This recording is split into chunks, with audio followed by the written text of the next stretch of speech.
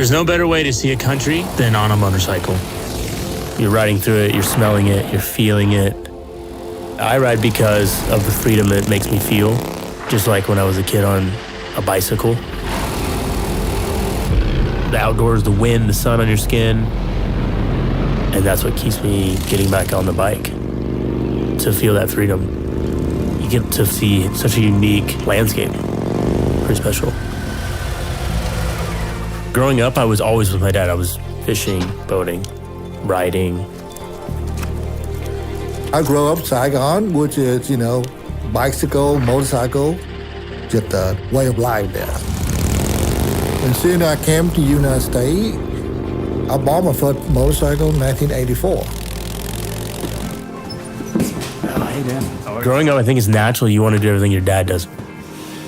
Started with the hunting, then fishing, working on cars, and then he gets his motorcycle, and you're like, oh, I want to ride this thing.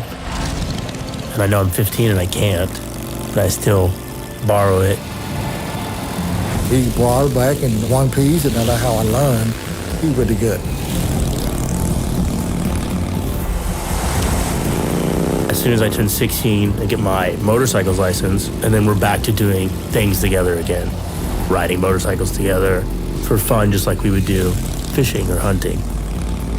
That's like I grow the tree, now the tree have fruit. And now he's better than me. When I was a kid, my dad would say I'm his shadow. And now, with Rumi, my son, he's exactly my shadow too. And so as I'm getting older, I'm like, wow, this is a really special thing to see my grandpa and then my dad and me have this generational, beautiful dad relationship.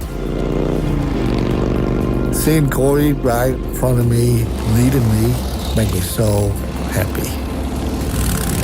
Seeing my dad behind me, it just brings me back to childhood. It's just such a special thing to see him supporting me.